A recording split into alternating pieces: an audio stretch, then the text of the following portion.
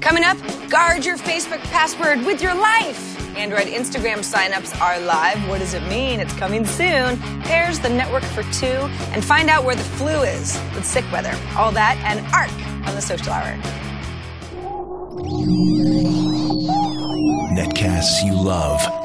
From people you trust.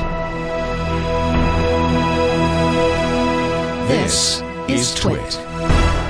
Bandwidth for the Social Hour is brought to you by Cashfly at CACHEFLY.com. This is the Social Hour with Sarah Lane and Amber MacArthur, episode 53, recorded Monday, March 26th, 2012.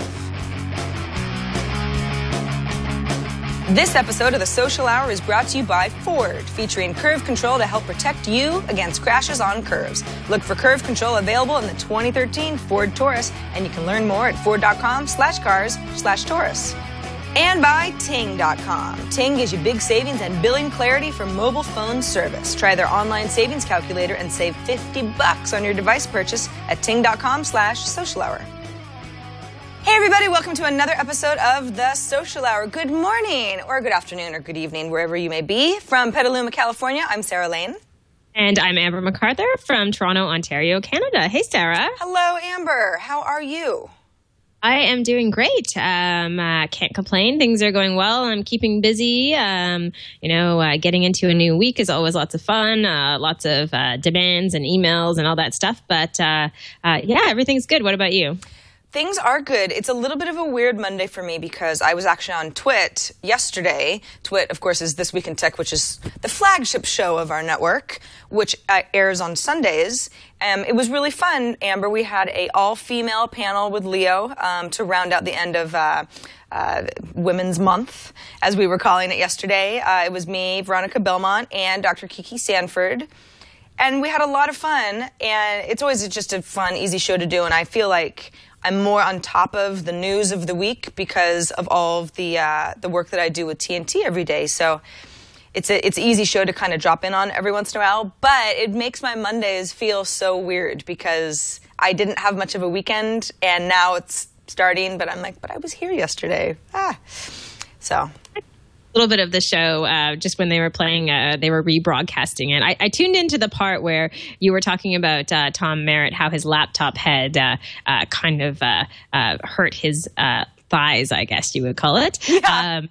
The heat. We were talking about heat before the show. It's like there is a real phenomenon that people have, some people, where if you've got a hot computer that's resting on your lap, or I guess really any part of your body, but most likely your lap, sometimes people end up kind of developing rashes, like a red rash that can be sort of disconcerting, and they go to the doctor and take a lot of tests, and then they figure, oh, yeah, I should just have my laptop on a pillow or something because it's heating me up too much.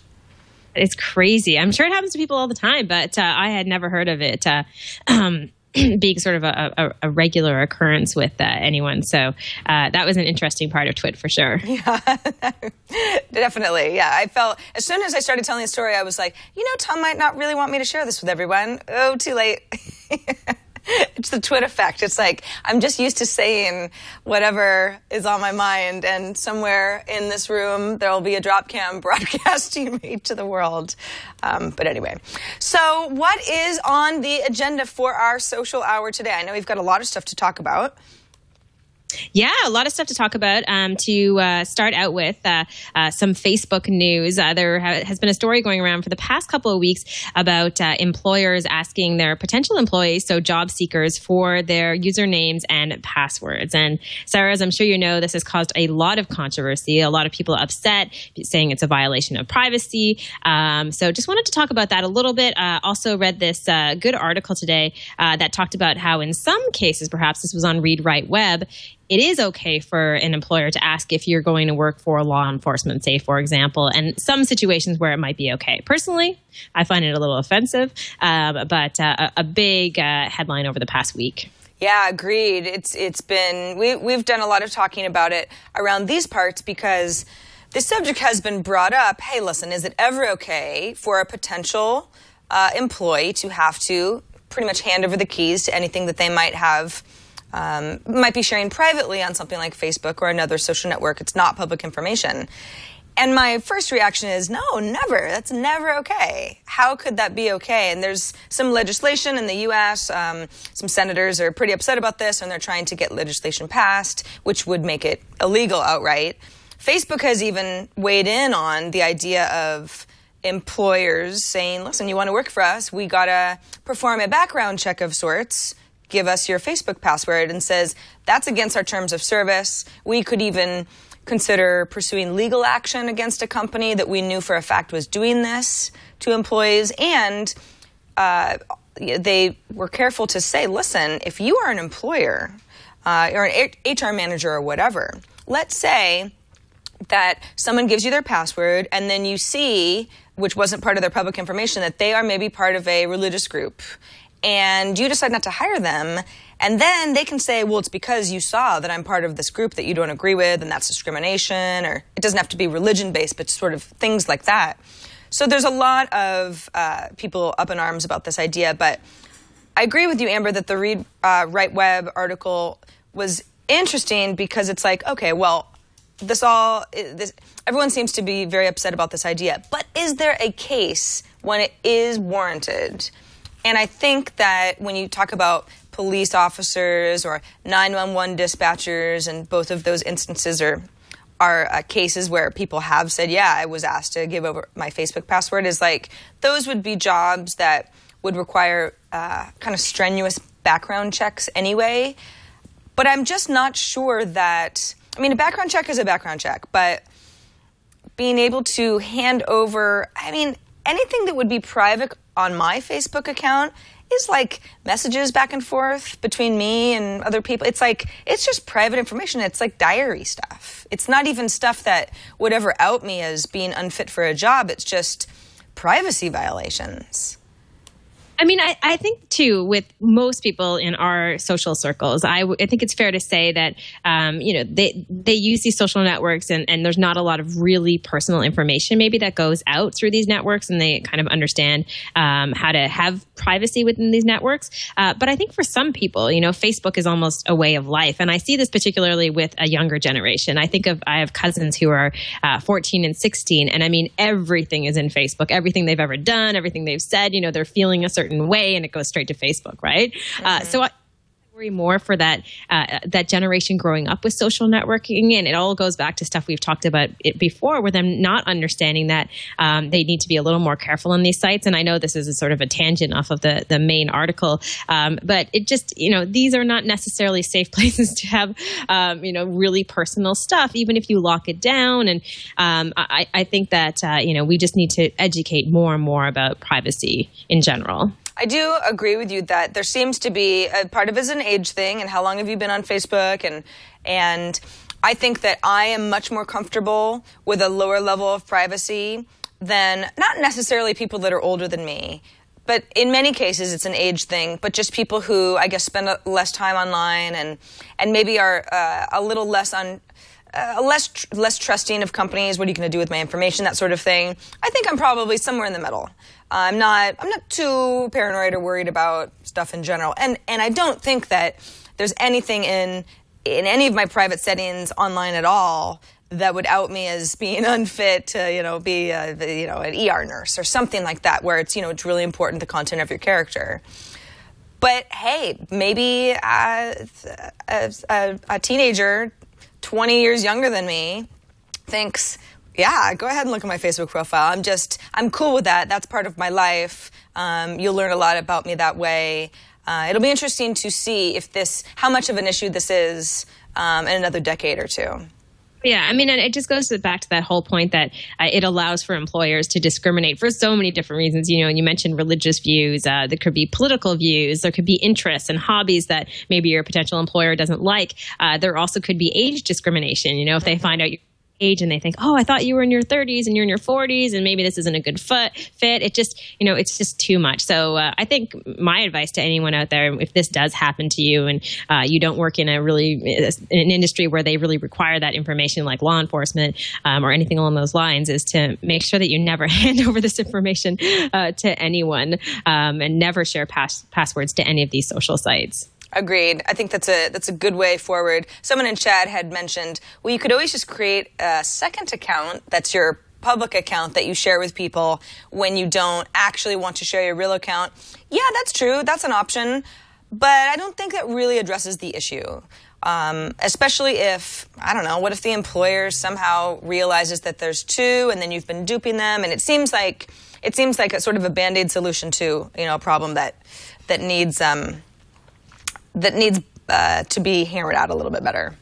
Yeah, definitely. All right, Sarah, we had a really wonderful show last Monday with Guy Kawasaki on. It is always fun to have him on the program. And he talked a lot about his new book on Google Plus and how he was selling it and promoting it. It was very different from the traditional way that he's used to selling books. And I had stumbled across this article on the Next Web talking about how some of the leading photographers on Google Plus have come together and created a book that people can buy featuring their photography. They have an ebook. They also have a print version of the book. The money is being donated, I think I understand, for the most part to Kiva. The book is available for $5 as an ebook and in print as hardcover for $75 and paperback for $65. And just thought this was really cool to see how they brought photographers together from all around the world, and crowdsourced this really beautiful book. Yeah, and there are a lot of photographers on Google+. Here we're looking at plusonecollection.com. That's O-N-E spelled out. Which is a nice little website that it kind of explains the project and the options that you have if you want to buy a hardcover book or the ebook. And there are various prices. Of course, the ebook is infinitely less expensive than the physical books, but that's kind of how things go. And also has a list of all of the photographers that participated. And a lot of these photographers I actually know from Google+, believe it or not. And I don't know, I still am a little unsure about what it is about Google Plus that has worked so well for photographers specifically, but it's a social network that is really working out for them. I guess there's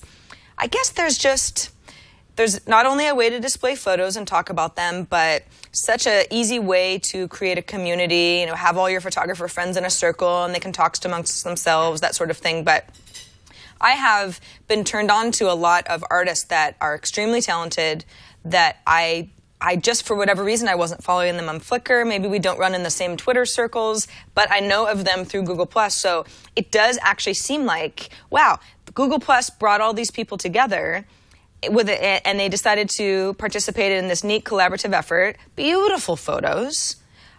From photographers who do this for a living and are very successful to just kind of novices who just wanted to be part of the project. And the fact that Kiva's getting the majority of I think it's all the net proceeds to go to people who really need it is awesome. Yeah, it is really cool. And based on this article, it looks like they're going to try to make this an annual event. So there will be more books in the future. And yeah, just a really cool idea. I mean, we've talked on the show many times before about crowdsourcing and people coming together and producing content or books or music or whatever it might be. Haven't seen as much of that on Google+. So Guy kind of, turned me on to what was happening in that space. And it's fun to see something like this kind of evolve out of that social network. Absolutely. And it's nice to know for anybody who says, Google Plus, what does it have? Google Plus has a thriving photography community. I will give it that. Even though I have issues with Google Plus in other areas, it is really, really, really, it's kind of hot for the photogs right now. I know our friend Trey Ratcliffe is part of this project. Again, I scanned through all these names. Thomas Hawk, he's been a big photographer, at least in San Francisco, for a long time, and I've followed his work on Twitter before, or on Flickr rather, in the past. But a lot of new names, and yeah, it's cool. So again, the website, if you want to know at least just more about it, is plusonecollection.com. Very cool. All right, Sarah, I had to squeeze this story in because we've been talking about it a lot over, it seems like the past 6 months, maybe long. That Instagram has no Android app. They've been talking about launching an Android app for some time now. This weekend, according to TechCrunch, they have launched a sign-up page on their site for Android users who are interested in finally, or I guess it was a Mashable article, finally getting their hands on the Android app. I have just recently switched to Android, so super excited about this, but no date, I don't think, has been shared yet. No data has been shared, although this is certainly the closest anyone in the Android community has gotten yet. back at South by Southwest. CEO Kevin Systrom of Instagram was on stage at one of his, I guess he was doing a keynote of some kind, and he held up an Android device that apparently was running Instagram, and he said, we're working on it. It looks really good. In some cases, it's even better than our iOS app. He didn't really elaborate on which cases. And so it's like, okay, well, they're absolutely talking about it, and we're at least looking at a prototype. Now that there's a sign-up page that anybody in the Android community can, go ahead and enter your email address and be one of those people who's the first to know about it, that seems like we got to be right around the corner at this point. Because it would just, if we were going to wait another couple of months, then people would just start to get annoyed. I don't think that we're a couple of months out at this point. I wouldn't be surprised if it's available this week. And I don't have any insider information, but let's be optimistic. Looks like it's going to happen. So, we've speculated about it for months and months and months and taken little bits of information that we can find across all of the tech blogs that we scour on a regular basis. So the good news is, it looks like everything's materializing, and there will be an Instagram app for Android users very, very soon. So you can check that out and sign up for yourself. Absolutely. So it's Instagram, instagr.am/Android. Quick reminder for anybody who's not watching us live and you would like to watch us live in our next show. And by the way, Chad pointed out to Amber and I before the show started that we've been doing the Social Hour for 1 year. We're on episode 53. So you go, okay, 52 weeks is about a year. And our first show was March 30th, 2011. Here we are on March 24th, 26th, 2012. So we're just about 1 year ago was our very first show. Even though we were already sort of working together on Net at Night, the show has definitely changed and evolved, and we decided to start back at episode 1. But yeah, a whole year. Pretty cool. So if you want to watch us live, Mondays, 2 p.m. Eastern, 11 a.m. Pacific is when Amber and I sit down and record this show live, warts and all. We've got the chat room chiming in on all of the stuff we're talking about, and folks responding to us on Twitter. It's a lot of fun. But if you ever miss a show, or for whatever reason Mondays just don't work for you, that's okay. You can always go to twit.tv/TSH and keep on top of all of the episodes we have already posted. Now, you can go show by show, click on episode 50 if you want, and talk a little bit more about Highlight and WTF Pinterest and things like that. Or you can just subscribe to the show. That's probably the easiest way to just make sure that you never miss one. You can watch, via iTunes. We've got a nice mobile feed or a larger video feed. We've got audio feeds too, if you prefer to listen or you got a long commute or things like that. So anyway, twit.tv/TSH, that is our show page. And everything that we talk about on every episode is linked to on our episode pages too. So if you ever miss anything, don't worry. We won't leave you hanging. It is there for you to click around at your leisure. You can always email us at thesocialhour@twit.tv as well. And we'll get to some of your emails a little bit later on the show. But first, before we move on to some more news, want to thank Ford for sponsoring this episode of The Social Hour. In fact, I get to talk about something I haven't talked about when it comes to Ford lately, and that's called curve control, which sounds sort of like, the ladies' area of a department store, but it's totally different. Curve control is part of a suite, you could say, of safety technologies that Ford is taking very, very seriously, particularly in the 2013 Ford Taurus. It's so funny, my family had a Taurus when I was growing up, and it's amazing how different that model has come in all of the years. Helps maintain control of your vehicle when you take a turn, a curve, too quickly. Now, I know the weather's been a little bit crazy all over the world this winter, but we had the driest winter ever, really, in the Bay Area. It doesn't rain that much around here, but it rains pretty regularly. It barely rained at all, except in the last couple of weeks when it really hasn't stopped raining. And the problem, at least in my car, when it rains really hard after being dry for so long, the roads are slick. I'm hydroplaning in certain cases. It can be extremely dangerous. Curve control is designed to keep me really, really safe in situations like that, especially if I take something too fast or the roads are slick. Steering angle, all of that is factored in. So curve control reduces engine torque. It applies four-wheel braking. It slows the vehicle up to 10 miles per hour in a single second. Wow. And it works on dry or wet pavement. Very, very key for me. At Ford's website, if you go to ford.com/cars/Taurus, there's actually even a video of a car taking a turns with curve control and without. And there's a huge, huge difference. I mean, this stuff it's pretty awesome. So you want to be protected when you're driving on curves, whether you take a curve every so often or you happen to live in the country and you just got to drive on a lot of curvy roads and you want to pretend that you're Mario Andretti. It's one of just several new driver assist technologies available in that 2013 Ford Taurus. I'll give you the URL once more, ford.com/cars/Taurus. They've got a really good website that's got all sorts of stuff for you if you want to know more about all the ways that Ford is trying to keep you safe and very modern with their cars. Okay, Amber, let's move on to a little company called Airtime. You might not have heard of it because it doesn't actually exist yet, at least not to the public, but it is the project of two pretty famous guys, Sean Parker and Sean Fanning. Sean Parker, of course, maybe better known at this point for Facebook and being played by Justin Timberlake, and Sean Fanning of Napster fame. So they are working on a startup called Airtime. We've known that the two of them were working together for a while now, but it wasn't until sometime last year, I think, that we figured out that there was a name, and we didn't know much about, well, what are they doing? What is Airtime? What does that mean? There was a mention of, it's kind of what chat roulette should have been but wasn't, sort of a thing. They now actually have a nice little splash page up for Airtime itself. If you want to, read into what this illustration means, apparently it was this illustration was made by one of their employees. It's really good.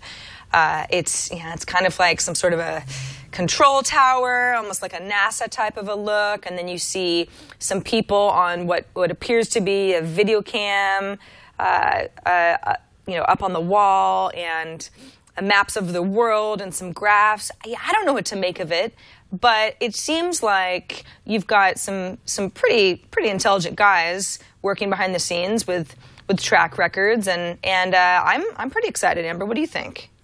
Yeah, I think this is really cool. I mean, we talked about this, I think, a few months ago, and I'm just excited to see exactly what they're doing because there's not a lot of information.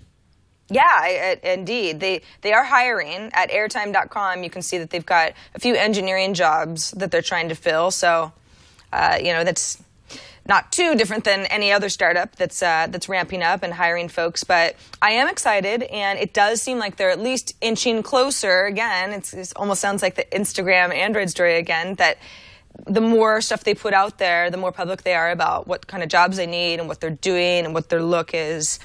The closer we get to finding out what is Airtime. Go ahead. They've quite a bit of press already, just based on the names of the people involved in this project. So super excited to see it as well. Then again, I did notice, I think it might have been on the TechRich article that I read about this, because I always read the comments to get a sense of how does everybody feel about a project like this? What do people think it's going to be about? And somebody said, this just screams Color version 2 to me. It's the sort of service that gets a lot of money, has people associated with the company that are known to be high rollers in the industry type thing in the startup community, and then opens to what should be great fanfare, and then people kind of go, yeah, I don't know. And it certainly doesn't mean that Airtime is going to be anything like Color. It might have absolutely nothing to do with it, but Color is probably going to go down, at least for a while, as the best example of a service that was so overhyped. There is so much money, so much attention for everyone to sort of go, well, what is going on here? What is this service? I wanted to like it. I didn't. I couldn't. I just couldn't like it. Wow, is this their office? Good grief. We should work there. What? Our list of pictures look amazing. If that is their office, they've already spent quite a bit of money on their. Crap. This looks like an Architectural Digest spread. Wow. Huh. So this is Airtime over on Facebook. Chad, is it just facebook.com/Airtime? Yes. Yes, he says. So if you want to, if you're listening to our feed and you don't see the videos and you want to see them for yourself, go over to facebook.com/airtime. They've certainly put quite a few photos up of what I assume is their headquarters, and they are pretty slick. Wow. Holy crap. All right, moving on to a little, this is, Amber, you're either going to think this is really great or really stupid. It's this little social network that I discovered over the weekend. Somebody had linked to it on Twitter, or maybe it was Path. It's called Pair, not like the fruit, like Pair. And it is supposed to be a social network for two. So it's not necessarily for boyfriend-girlfriend or boyfriend-boyfriend or you know, two people who are in a relationship, but it seems like that's how it's being marketed to people. I'll go ahead and open it up. I'm going to run it on my iPad, even though it's technically an iPhone app, just because it gives us a little more real estate to look at it.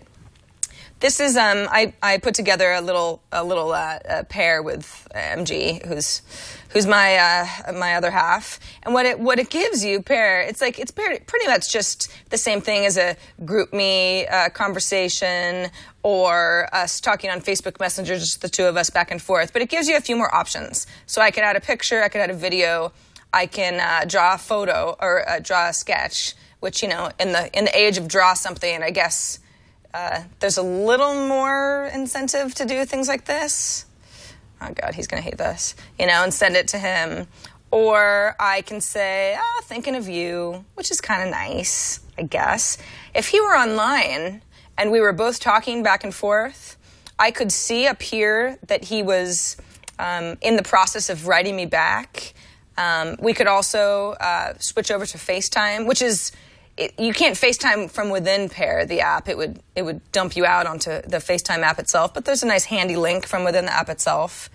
And then we've got little information here, like what's our anniversary, what are each of our birthdays.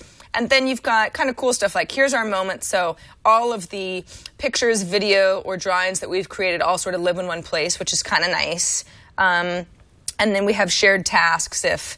I don't know, somebody had to go to the grocery store and we wanted to make sure that we were on the same page about that sort of thing. This app is totally free.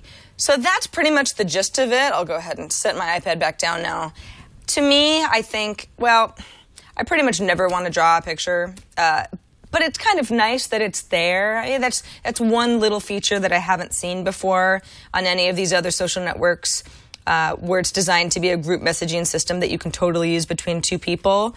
That said, I'm not sure that Pair is fulfilling a need that I really have. Amber, what do you think?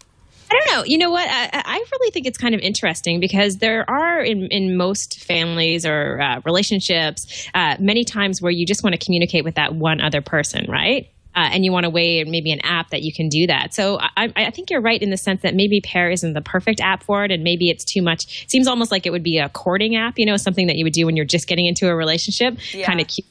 I'd almost be more interested in an app that was something that I could use, you know, with Chris as we're actually coordinating and trying to figure out, you know, where each other are going and things like groceries and all that information. So if it was more about communication and less maybe about sharing, I don't know what that says about my relationship. Nonetheless, those things are important to have that messaging system back and forth. And I like that idea of just one other person because, as you know, Sarah, that's an entirely different way of communicating than you would with your community on Twitter or Facebook or any other social site.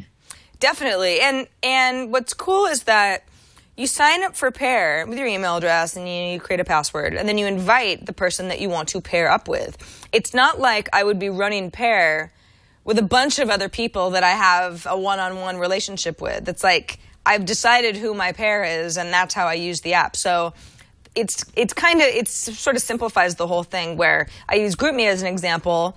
MG and I could have a thread going back and forth on GroupMe that would pretty much satisfy anything that Pair would give me. But then I've also got threads going on with all sorts of other people. So depending on how active you are, it can get a little convoluted. This is just an app for two.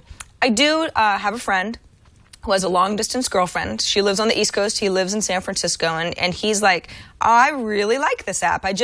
Not that they don't already have tools to communicate. They're on Skype all the time. They're on IM. They use the phone, FaceTime, the whole thing. And I'm sure, you know, text back and forth and all of that stuff. But he just likes the idea that people are considering the limitations that sometimes people who are in relationships have, and making products that are good for those people. So, who will think of the long distance relationships? Pair is doing that, and by the way, their website is trypair.com. Very cool. All right, Sarah, I want to mention our social tip of the week. And this one is kind of fun for, again, we're going to go back to this idea of there being so many Instagram users out there and clearly, more than 800 million Facebook users. This little tool allows you to create an Instagram-filled Facebook cover photo for your timeline page on Facebook on your personal account. It's called Instacover. So what you can do with this is just easily grab photos from your Instagram feed and create almost like a collage for your Facebook cover if you're looking for something that's a little more dynamic than maybe just one photo. So a really simple little tool that is kind of fun, I think, especially for our audience. Absolutely. And in fact, I went ahead and created one for my Facebook profile. My cover photo was, I don't know, it was like a wine cork that had Sebastopol's zip code on it. I thought it was really funny, but I figure, it's time to switch it up. I think Facebook is pretty much into encouraging people to be changing their profile pictures and their smart covers, their cover photos often, because they make it really easy to do. But this is something that I created with Instacover. Now you can see in the lower right-hand corner of the image itself, it says created with insta-cover.com. That's not something that, well, I guess I could crop it out, but I would have to have taken it out of Facebook, and I don't really mind giving them a little plug because they were indeed the way that I made the little montage, but it's easy.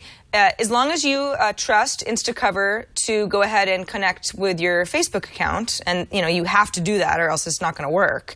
You have some options. You can say you just want to include photos that were deemed popular or a certain date range or that sort of thing. I think I said popular with my photos, although I'm not quite sure that all these photos ever made it to the popular page. Or maybe Instacover considers popular something else. Maybe it has to be like over 100 likes or that sort of thing, or 50 or something. But sure enough, put together a nice little mosaic of photos of mine. And it's cool because it's like when you put this many photos together, how many are there? 1, 2, 3, 4, 5. There's 50 photos. It does seem like a kind of a cool representation of all this sort of stuff that I'm interested in and places I've been and stuff I've eaten and friends of mine. And it's a little bit more interesting than just one photo. If any of those photos were my cover photo on their own, it would be totally different. So I think this is great for anybody who's looking for a little inspiration and wants to have a splashy little cover photo on their Facebook timeline. Yeah, it's definitely, it's more fun and interesting. And I think, like you said, it works perfectly for your timeline, right? Because instead of just having one photo, it's all these little glimpses into different days and times and events in your life. So it's a really fun one. Now, I also have this other site I wanted to talk about for our spotlight of the week. Now, Sarah, I don't know if you do this, but when I go on Twitter all the time and they have that little who to follow thing, I can't stop staring at it. And I often follow people that I see, if I see that a friend of mine is following someone else, I'll follow people from that little panel on Twitter all the time. I noticed I have friends who work at the Stream, the show that Al Jazeera does, the sort of social news show, and I noticed that they were following this this Twitter account called Sickweather. And so I dug in a little bit to see what Sickweather is all about. And it's a service that allows people to crowdsource if they have certain illnesses. And then you can look at an overall map and see if there are clusters of, some type of sickness within a certain area where you live. And it's all based on individuals' social feeds. We all know that people go to Facebook and Twitter all the time and talk about, I have the flu or I have a cold. And then this information is shared. When saying this, I say, you have to be careful about what you share on social media sites. You don't want to give away too much health information. On the flip side, I think this is a really interesting use of this technology and crowdsourcing these little areas where potentially there is some type of bug that has really gone viral. Yeah, I did a little poking around because when you shared this with me, because you sent me this link, I think over the weekend, and my first reaction is, but if they're just pulling out keywords, people say things like this was a sick ride, bro. You know, it's like, I don't know. There are instances where the words could be taken out of context and added to the pool and skewing results, right? But if you actually look at Sickweather's kind of how does this work, they do take into account, at least part of this is based on algorithm, but they take into account the fact that someone might say, those were sick beats at the club last night, and they wouldn't actually be factored into the data being collected.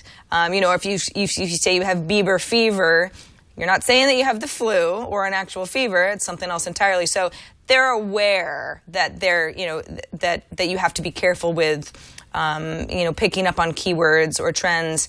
That said, and I ran this. I was staying at my mom's last night, so she lives just north of Petaluma, but not in a big metropolitan area.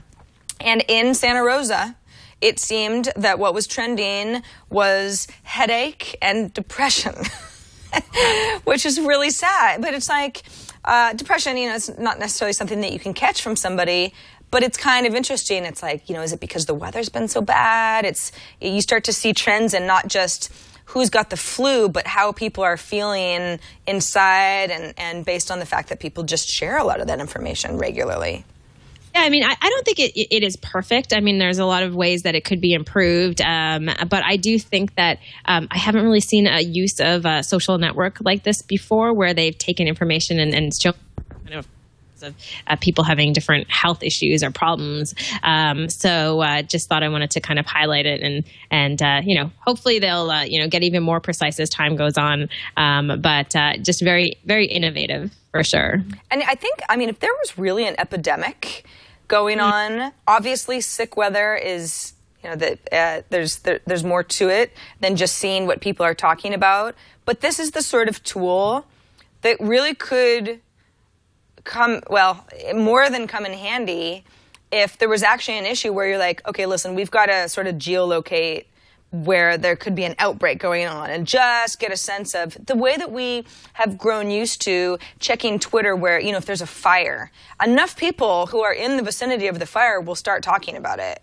And then you start to say, okay, well, there's this concentrated thing going on, and then it's something that you can search, and this seems to be along those lines. So if anyone's interested in seeing who's sick in your neighborhood or how the service works, sickweather.com. I think just because I'm better now, but I was sick 2 weeks ago and I'm still coughing. And, when you're in that sick phase, you're so curious about things like this. So it was an appropriate time to discover this, let's just say. Yeah, absolutely. I'm so glad you're feeling better. It's a lot better. I did have a cough attack, which I muted myself for, but other than that, I am definitely on the mend. So very, very relieved. Good. Yes, we are too. We don't like you sick, Amber, because you always seem like Wonder Woman. And when you get sick and we have to cancel a show, I'm like, well, she must really be sick then, because I know you and you work really hard and you're not really one to postpone a show. Okay, let's move on to some of our viewer feedback. Our first one from Perry Noya, the scaredy clown, aka Erin Hawkins. She is she plays a clown for kids, and her clown persona is that she's like a scaredy cat, and so she sings songs and performs for kids, and it's all about how things that scare you, if you talk about them, maybe they won't scare you as much. Anyway, Erin writes in and says, I recently moved my business website to Squarespace because of the awesome ads on TWiT. Thank you so much, Erin. The default stuff for social media links is just a little link in the sidebar. On my old website, I had the code for the larger boxes that showed your Twitter feed or your Facebook feed with maybe your last couple of updates showing. It feels odd just to have these little tiny links on the side of my blog for these things, but is that the way it's supposed to be done now? Being the experts that you are, I thought you'd ask what you prefer to see on a website. And then she links us over to her website, which I took a look at, and what she's describing is it's a difference between, hey, follow me on Twitter, and then maybe the excerpts from your last 3 tweets. Many of you are familiar with that. That's something that you can pull straight from Twitter's website code. I think it's in their tools area. They do the same thing over at Flickr. Facebook has little code templates as well. But she just has little links that say Twitter, Facebook, I think there might be a YouTube as well. So it's not actually her personal updates. You can see that over on the right-hand side under her phone number. Please only call her if you're serious about hiring her. And I think the question is that now the right way to do it? Amber, you might have your own ideas, but for me, it's like, absolutely not. I think you can do whatever you want. And Squarespace, as well as many other blog engines that have templates, they have a variety of templates. Whatever template you're using is not your only choice. It certainly is a nice, clean way to do it. But if you want more information, I don't think there's a right or wrong way to display it. I mean, the one thing I find, though, if you put a lot of effort into your Twitter feed or your Facebook account, and you're posting all the time and you're sharing really interesting photos and updates, the reality is sometimes if you don't blog a lot on your site or you don't have a lot of other content that's changing, I tend to like something that's a little bigger and a little bolder as far as those badges or those little widgets for your Twitter feed and your Facebook feed, just because you've invested that much time in creating that content for those various social networks. So if you don't update them a lot, I think maybe keep them smaller. But if you do update them on a regular basis, it's a really nice way to bring that dynamic content into your website and to have something that's changing and that's fresh all the time. So that would be my advice. Yeah, I think so too. It's definitely there are not rules of the road. Just depends on, I don't know, how you want your site to look, what you want to be sharing, and the engagement level. But it's certainly what you've done is just fine. But yeah, if you like the old way of doing things, then you can absolutely go back to that. Got another email from Griff, who says, for what appears to be a remote setup, Amber has very nice video feed into the show. Can you let us know what kind of setup she has? Thanks in advance. We were just talking before the show. Chad said, Amber, I love your setup. And you said, hey, thanks, I'm in a really small room. So you did get a new webcam recently, right? Yeah, you know what? I have a new webcam, so that has helped enormously. You know, I think I was under the belief that the built-in eyesight on my MacBook Pro is a great camera, and the reality is it just isn't. And I went out and spent about $60 on a Logitech HD camera. I got one of these really pretty ones. It's very stylish. It's got like designs all over it, so you'll be able to find out which one it is by browsing their site and just enter pink. And there are different colors. So really simple webcam, like I say, $50 or $60. It's HD. Also, for my setup, Leo sent me this mic a while ago. I don't know how you pronounce this. Is it Heil? It's Heil. Wonderful mic. I also have a light in front of me, which I think is so key if you're doing any type of video, to be able to actually light yourself from the front and not be backlit from behind. And then as far as just my backdrop, it's just a simple little bookcase from IKEA, shoved with books. And like I was saying before the show, it's a very small space. I'm literally in a nook underneath stairs. I mean, that sounds kind of creepy. It's not as creepy. However, it's a very small space, so it's just well lit. Great camera. I'm not using Wi-Fi, so I'm plugged into Ethernet. Really good mic, and this little nook allows me to have, the audio isn't echoing too much, and then a decent backdrop. So that's my setup. Well, it does look really good, I will say. I mean, of so many of the people who host shows on TWiT that Skype in regularly, I feel like I know. Home Theater Geeks, Scott Wilkinson, he also has a really good video setup, but I feel like he's using fewer frames per second in order to amp up the video a little bit, and that can work for a lot of folks, but it seems like you don't really have to compromise on either of those things. It does look really good, so hopefully Griff and anybody else who is interested in why Amber's video and audio looks and sounds so good, definitely the mic is a big part of a professional setup, but the lighting's good too, and you got to get that good camera as well. And you know what? I can't lie because, as some people may know, my partner is a professional cameraman, so he helps to make sure everything looks and sounds good. So I do have assistance from him, so that's always good. So there you go. When in doubt, get into a relationship with somebody who knows lighting. Very handy. All right. So we usually have a tweet of the week. We've sometimes, in the past few weeks, we've changed that to a meme of the week, making it interesting, maybe a hashtag of the week. This week, I thought it was appropriate. I know, Sarah, you're a fan of Mad Men. I'm not as much of a fan, but I have watched the show, and I know that they launched a new season last night. I also didn't know about this, I guess you can call it a meme or a hashtag called draping that is sweeping Twitter, where people are posing like the Mad Men poster art, the kind of cover photo where Don Draper has one arm up over the couch. People are sharing these photos just kind of like they did with planking in very strange places all over the world. That is so funny. Wow. Felines and humans alike can participate. Wow, gee, that looks just like Don. This is so funny. This is like, when I think of, I guess, iconic Mad Men stuff, I think of a martini glass or a man falling. But yeah, the hand over the couch is definitely, it's just so weird. I watched the season premiere of Mad Men last night. I actually wasn't supposed to because I don't actually have cable, so we bought the season pass on iTunes, which means that we have to watch it the next day because it doesn't come out until basically midnight, the night after it airs live. And I was at my mom's and she has DirecTV, and so I watched it. But I don't want to talk about it too much because I know that there might be a lot of other people who are still catching up or for whatever reason haven't seen it yet. So no spoilers, but there was a part of the show, I think it's very obvious once you watch it which one I'm talking about, that spawned a lot of Twitter jokes and discussions. That's maybe even more fun than draping, let's say. Wow. Yeah. How's that for a tease, huh? Tease. I have to say that, the whole idea of draping is kind of fun. I love seeing stuff like this. It's just amusing how people can get so creative with these little memes that go around. Yeah, exactly.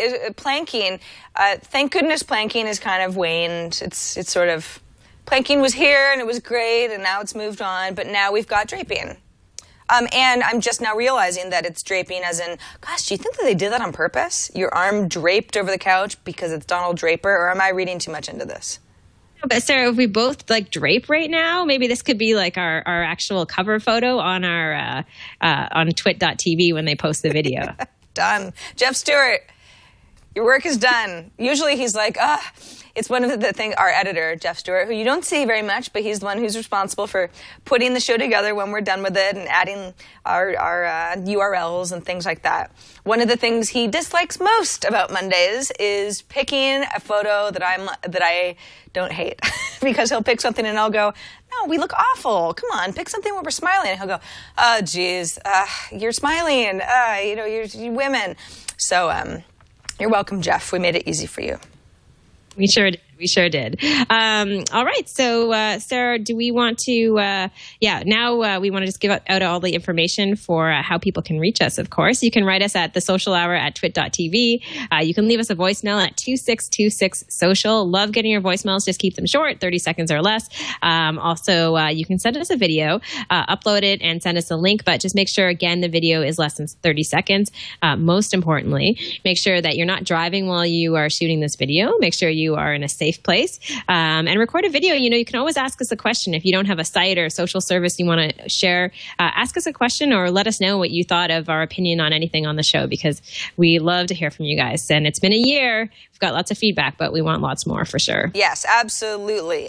Okay, Amber, get ready for Rad or Fad. Somebody in chat said, wait, did they already do Rad or Fad? No, we haven't done Rad or Fad yet. That's always the last part of the show. But first, we want to thank the folks at Ting for sponsoring this episode of The Social Hour. Ting is a new mobile service that might make a lot more sense than whatever mobile service you're using right now. It's all about billing that makes sense, usability that makes sense, and money savings to you. So Ting's built on the Sprint network, and the idea is fair pricing. So megabytes, minutes, and text messages that often are lumped all into one fairly expensive monthly bill are treated separately. So if you say, listen, I'm going to use this many megabytes in a month, you go ahead and pay for those. If you use less than you thought you did at the end of the month, then Ting goes ahead and automatically credits you the difference. So you're not penalized for, coming up short, let's just say. If you use more than what you thought you did, then you're automatically billed for that additional amount. So if you know that what your general usage is, then you're probably pretty good at knowing what your threshold is. But hey, maybe there's a month where you're going to be doing a lot of traveling and you know that you're going to have to be using your phone a lot more than usual or even less. You can go ahead and pick and choose month by month.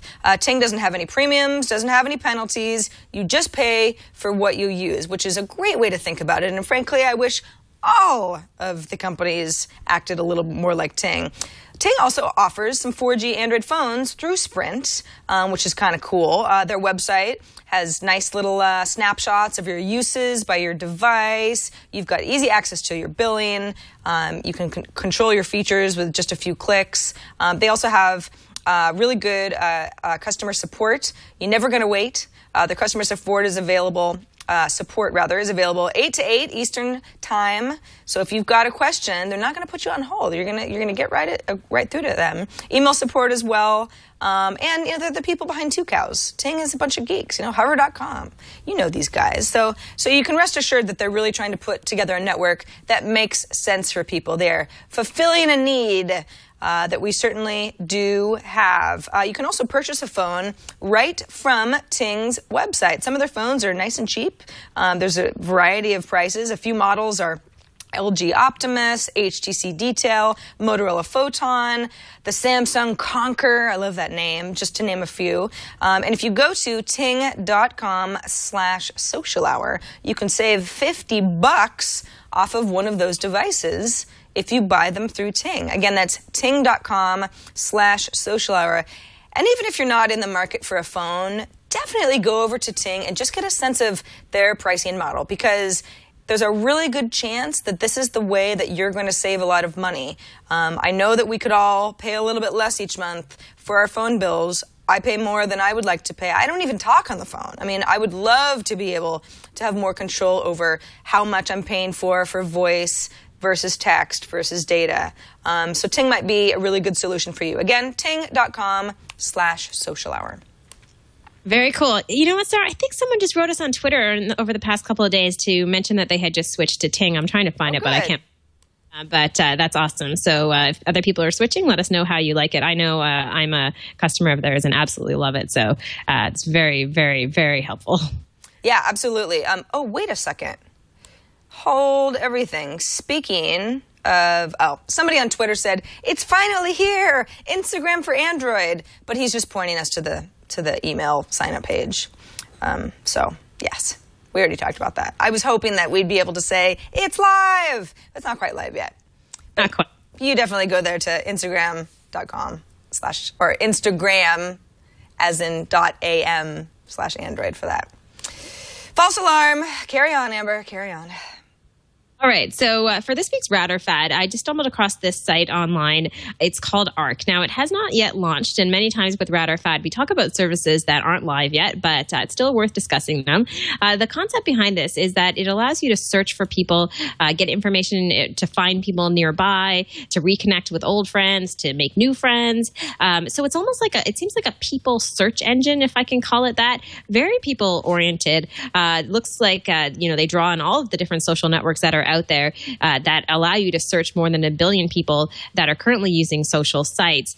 So I thought it was kind of cool, Sarah, because I know there's people search sites out there, but this one I thought that the idea that you really want to focus on finding individuals, I think makes a sense for a lot of people who aren't just searching for stuff. Yeah. All right. So let me make sure I understand this correctly. When you join Arc, you're doing searches for more like topics and locations, and finding people who you might have in common with on a variety of social networks based on those? I think somewhat the topic thing is relevant, but I also think location is the big thing. Mm-hmm. So finding nearby. I know in the TechCrunch article, for example, they talk about if you're going to New York and maybe you want to find old classmates. This allows you to easily do that, to pull in information about who might be there. And it seems like it's hard to say, again, because it hasn't really launched. Hard to say how well it's going to work.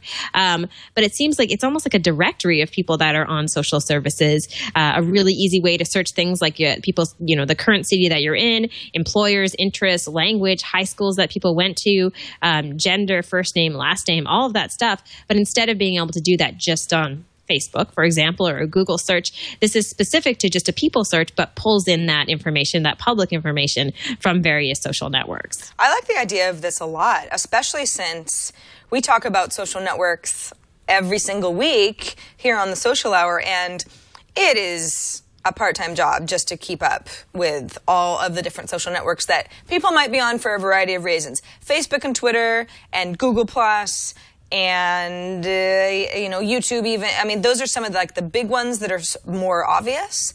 But someone might be on, they might have a resume up somewhere other than LinkedIn. And if ARC can somehow scrape that information to help me, find these people more easily, then that's great. And also, I find that even though the news that's delivered to us is very much in a global format, I'm not really watching local news on TV, let's say, but I'll watch CNN or I'm getting real-time news, worldwide on Twitter, that sort of thing. I am very interested in people who are focused on certain locations, like if I was going to take a trip to New York, for example, maybe I'd want to do some searches and find some folks who are into the food blogging scene in that area. So maybe ARC could help me with that sort of thing. Because I don't necessarily know what networks they're using. I just want to know. I just want to be connected with them. Yeah, and I think that's what a lot of what it's about. It's we're often forced to just use one social network, so this allows us to be able to do a much better search and be able to search a lot of people. So I think it's kind of rad, but so it's hard to say until we actually get our hands on it and try to use it. But I think the concept behind it is neat, and I can think of so many ways from people who are employers who are looking for individuals to hire to journalists who are trying to find people to old friends looking for classmates. There are a lot of different use case scenarios for why this would be helpful and relevant in people's lives. Yeah, I think it's rad. I also like their penguin logo. Penguin logos have reminded me of Linux until this very moment. So good work, ARC, for letting the penguins continue to be cute. Look at him. That is a penguin, right? Yeah. Yeah. It's cute. It's a very, very cute penguin, I have to say. Penguins are just awesome in general. Yeah. You know what? I think of it when I was sick a couple of weeks ago. I watched this kind of not a great movie, but Jessica Alba was in it, and she worked at a zoo, I think, and or an aquarium, and she was responsible for all the penguins. So it's the first thing that pops to my mind, because in it she had a bedroom that had hundreds of stuffed penguins. It was very strange. So I've had a recent strange penguin experience. So Jessica Alba played like a obsessed penguin lady. Yeah. Yeah, she basically she worked with penguins all day in an aquarium. I don't know what city they were supposed to be in, but she was just constantly. It was all about penguins. I'm making it sound really weird, but it was just that one scene of her room where you came and you saw it, and she had stuffed penguins everywhere and posters and penguin underwear on. It was very odd. Well, I will. Penguins are. They're so adorable. I almost can't blame her. If it didn't creep people out, I might have a penguin-y bedroom also. I don't think that would go over very well in my house, but they're pretty cute. So I like ARC's penguin logo. Good mascot, ARC. Good work. Thanks, guys. All right, Amber, well, I think we've come to the end of our hour. In fact, I know we have, because it's 12:03, and it's almost exactly an hour ago that we started the show. We like to keep the show to an hour so that not only we can call it the Social Hour, but we try to keep things succinct, pack as much as we can into 1 hour. And the rest we save for the next show. So thanks to everybody who watched us live. Anybody who's watching us after the fact, thank you for subscribing or streaming or downloading or however you're watching or listening to us.